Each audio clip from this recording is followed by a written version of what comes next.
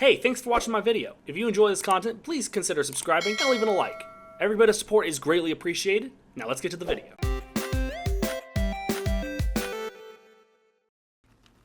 Give me your fucking money! Oh my god, a robber! Oh my god, a bitch! See, it doesn't sound so good when I say it to you, does it? Well, no, that kind of hurts my feelings. God damn it, dude. I go to 100 houses, I rob them all, and what do they say every single time? Oh my god, a robber! Like, come on, that hurts my feelings, man. I'm sorry, dude. I mean, we could talk, you know, you can still rob me if you want. No, it's weird now. It's weird. Just fuck, man. Well, dude, fuck. I just feel bad. October. Hocus pocus, Alakazam, save us from that evil man. Yep, October was really freaking good, obviously. Actually, to sum up, only 3 things this month I found even mediocre. 1 movie, 1 show, and 1 game. I always found that strange and even fascinating. Or even spooky? Not Little Nightmares 3's ass on a stick. Let's just get into it, no more wasting time. The worst thing I checked out this month was such a vile creation, and such a horrible all-around experience that honestly, it might rival such filth as assemblage in Game Mill. And the worst part, it was all a betrayal of everything I stood for as a small content creator. The Mouse PI for Hire release date announcement trailer at Galaxy's showcase was a straight up disappointment. After waiting a total of 10 out of these 12 long months of 2025 to see when in the last 2 months Mouse PI for Hire would release, they go ahead and kick me in the nuts by saying it'll come out in March 2026. After so long watching this game's development from the beginning, they lowball me and make me wait another 5 months? Do you really think I'll play your game when it comes out now? After that betrayal, the heartbreak you put my poor body through, do you truly believe I will even give you a penny? Because you're right, this game looks phenomenal. Alright, let's get real. The worst thing I checked out overall this month was Little Nightmares 3. Now, there's obviously an issue with when I was streaming this one, but I won't talk about that in relation to the game. Long story short, I had a mental breakdown on my final stream of this game, mental health problems, I won't go too into detail. I just want to thank everyone who helped me through it so I could play more. On the other hand, I was playing more of Little Nightmares 3, so maybe my mental breakdown was worth it. My god, what a downgrade from the last 2. The first 2 Little Nightmares games in my mind redefined horror as a genre in gaming, and maybe even influenced certain modern horror games. But this one doesn't have the original company and instead has supermassive games attached, who've worked on such darling classics as The Quarry, the casting of Frank Stone, the Dark Pictures anthology. You know, games that are completely different from Little Nightmares. This one has a totally different tone. It doesn't really have much scary in it, save for a few small moments. And I do mean small moments because the game is only 4 hours and it's $40. The Little Nightmares series has never been famous for being long, but the prices definitely showcase that. The first game was $20, the second was $30. But $40 for a short game that has nothing to offer from the first 2, alongside a DLC for $15 that you can't even play yet, makes Little Nightmares 3 a total disappointment. The worst movie I checked out this month was The Twits. This was a really good month for movies, guys. The Twits is based on a Roald Dahl book I've actually never read, and is a musical. Oh, it's not just a musical, this is a bad musical! Yeah, to me the song numbers don't really stand out, but one thing does, and that's the characters' designs. Roald Dahl is a writer whose characters really pop out even if they're just words on a page, and I think this movie understood that. It might not be one of the best, but look at this month. It being the worst film I checked out this month really doesn't mean much. So there obviously is a big thing with the film Shelby Oaks that most people have pointed out. It's the directorial debut of inarguably the biggest pioneer for film critique content, and critique content as a whole on YouTube, Chris Stuckmann. Going into this review, I didn't really know if I wanted to mention how Stuckmann straight up refused to negatively review movies because he wanted to work with studios, but I think it needs to be stated how proud of him I really am. I started watching Stuckmann's videos as a teen when I was absolutely sure film was a hyperfixation of mine, and because of that I really owe him a lot to pretty much leading me to want to make videos for YouTube. With that, Shelby Oaks is a fine film. Not genre-defining as the trailer suggests, but it's got some good scares, and the blend of stuff like Blair Witch Project and Hereditary is somewhat unique. It may not be a masterpiece of horror and certainly isn't the best horror film of the year, but I give mad props to Stuckmann for making his dream a reality. So I finally watched Hazbin Hotel. Oh, so that's the storm that's approaching. I'm gonna keep it a buck, Super Chieftain. I don't get it. I don't think Hazbin Hotel is necessarily a bad show, but it's not my thing. On one hand, I commend VivziePop for being able to even get their passion project onto something like Prime Video. On the other hand, I've talked about overly vulgar humor and relying on cursing, which, yeah, makes me sound like a jackass hypocrite because I swear like a sailor, but this is a professional production, this is a low-budget web series, give me some slack. It's animated pretty and the characters are alright, though I don't care for the replacement of the voice actors used in the pilot. But okay, we're talking about Season 2 now. What are my thoughts on it? Snip, snip, snip, bitch. This was the first thing that got released early. Again, from the 2 episodes out now, it's really hard to judge. It's not bad, it's just not my thing, man. Oh yeah, let's talk about Tron Ares. Tron has to be the most sabotaged franchise in Disney history. The first film simply came out at the wrong time. Legacy was a good film, but had some ass advertising from what I remember. You don't want to hear me talk about Uprising. And this one had the balls to have Jared Leto in it. But thankfully, like Legacy, there's a hint of a good movie in this, only bogged down by a pretty by-the-numbers lead with Greta Lee, a performance that's not Morbius bad, but definitely House of Gucci bad from Jared Leto as Ares. A villain who we've seen a million times before, but it also has some good visuals, as most Tron projects do. It has such a cool callback to the original Tron and Legacy. Killer music from 9 Inch Nails. It's a half and half kind of movie. It's got good stuff in it, but it also has him. I think Tron fans will like it, but it is flawed by most standards. So I've talked before about biopics kind of feeling oversaturated recently. After the massive success of films like Bohemian Rhapsody and Rocketman, suddenly every major musician or famous person's life had to be adapted for a movie. And it got old so quick. Sometimes we got something creative like Oppenheimer or Weird Al Yankovic's movie, but for a while it felt so repetitive. Well, then a movie came out last year that kind of changed it up. A Complete Unknown. Rather than talk about the entire life of Bob Dylan, it focuses on one story. A similar take to Elvis from 2022, but in a way that felt unique. And it worked. So, almost 1 year later, we have Springsteen Deliver Me From Nowhere, telling the story of Bruce Springsteen as he worked on his album Deliver Me From Nowhere. Now, Bruce Springsteen's music f***ing annoys me. I have never been a big fan of his music, so naturally, the story itself didn't really strike me as interesting. But one thing puts this above the other 3 out of 5 films I saw this month, and that's Jeremy Allen White as Springsteen. Again, he kills it. I still can't think of anything he was in where he wasn't good. And that's a pretty damn impressive feat for a newer actor. Other than that, it's a tad boring, but I guess White makes up for that with a great performance. So there's a genre of games out there known as Friend Slop. A game that's pretty low budget, has a simple concept, and of course, is made to be played in co-op. Just this year, we've gotten quite a few of these, and this month we got Cuff Bust, a game where you play as a koala-shaped alien trying to escape prison. In concept, this is cool. There's not a lot of Friend Slop games that use a prison escape formula, so I'm glad there's this one. It even has the same studio that made Choo Choo Charles, I'm not joking. However, there are 2 issues. One, I wish there was more content to this game. It came out with only 1 map from the creator and not a lot of user content because it just came out. Workshop content doesn't just spawn in, bruh. And also, I bought the game at $20, but they immediately price cut it to $10. That's more me being stupid, but otherwise, Cuff Bust has real potential. If they get more updates in, it could go a lot higher, but for now, it stays pretty in the middle. Keith Urban hosts a country reality show where he forces his audience at concerts to watch 12 newbie singers they don't give a f*** about. Oh please, I'm serious this time. Please believe me. Fuck off, dude. That's cheap. That's just low-hanging fruit. That one got you. Yeah, you got me. You love it. I do. You know me. While music competitions are nothing new, I like when one takes a step further and tries something ballsy.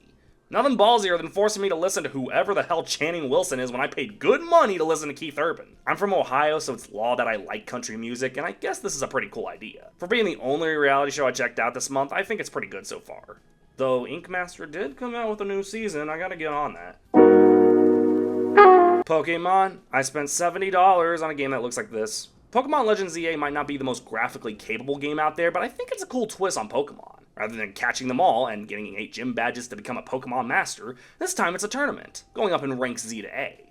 And so far, I've really enjoyed this one. I definitely fell behind on it due to other recording obligations, but trust that I'll be making the most out of that $70, I'll tell you what. I would do unspeakable things to Tepig.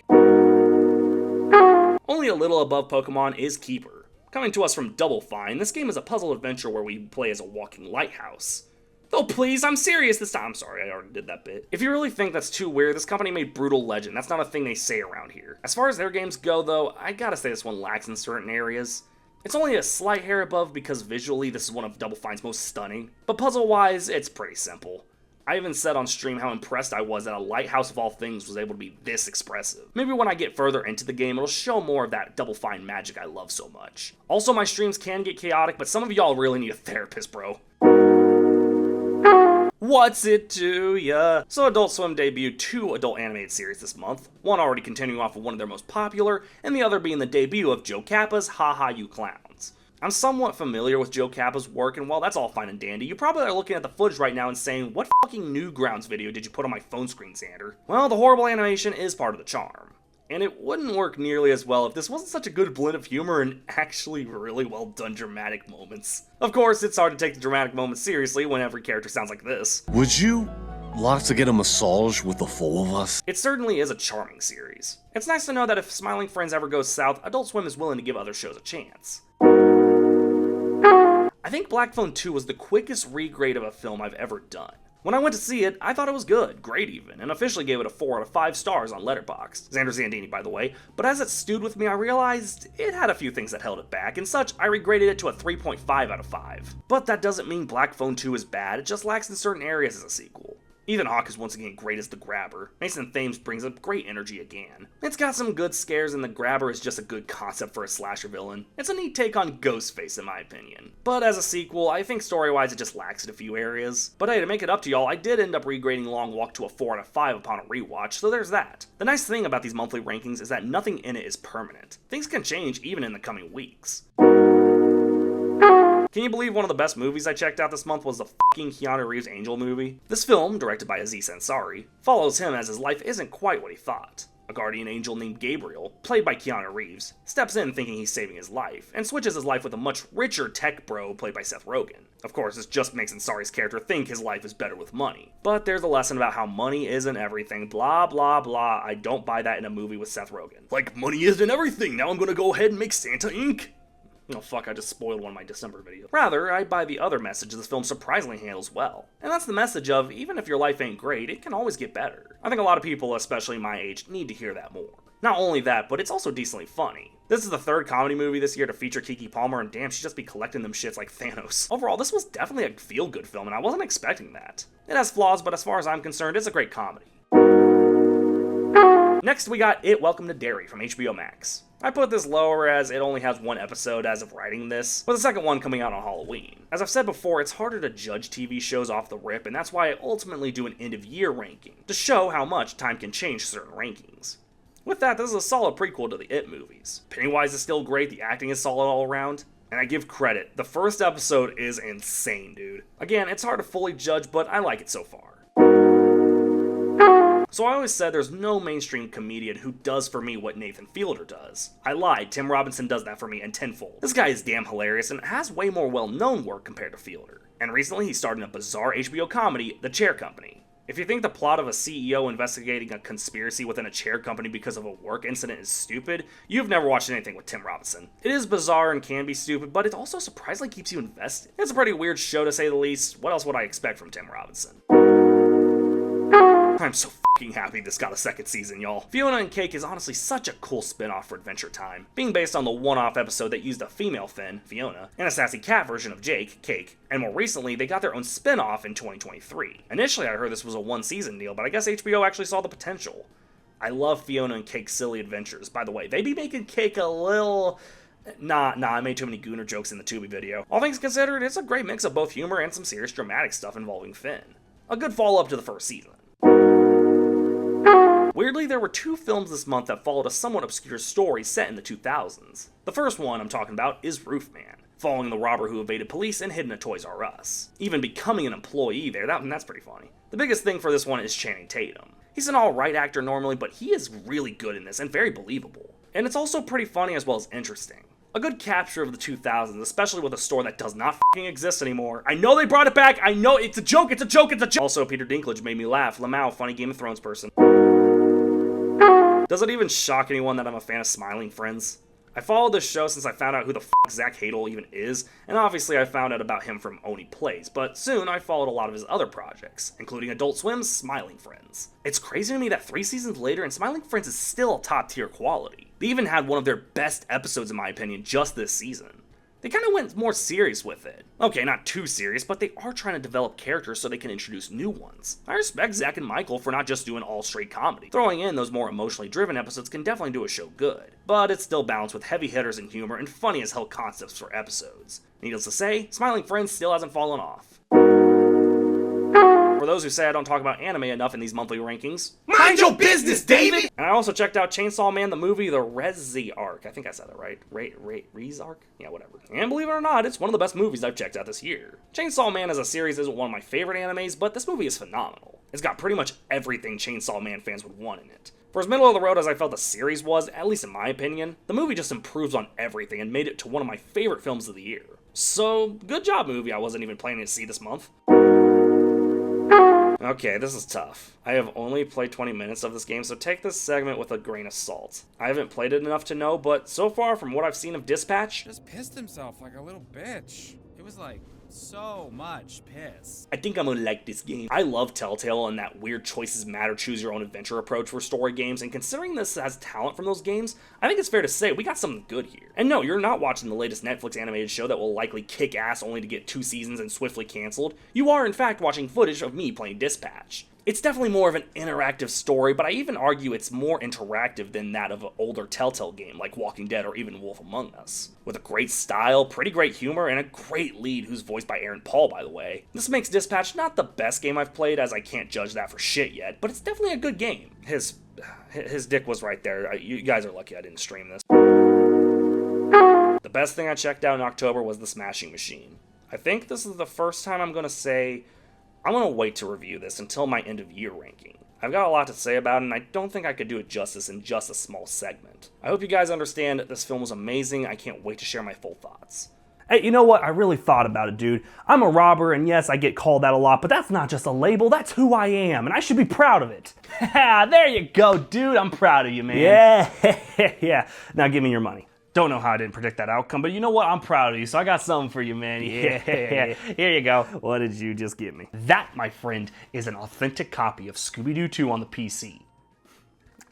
What do you expect me to do with this? I mean, you play it. It's a really good game. Seriously, I opened my heart out to you, and you give me a game I can't even play because my PC doesn't have a C...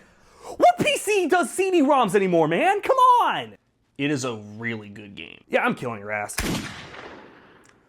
How good of a game can it possibly be? This game is fucking incredible!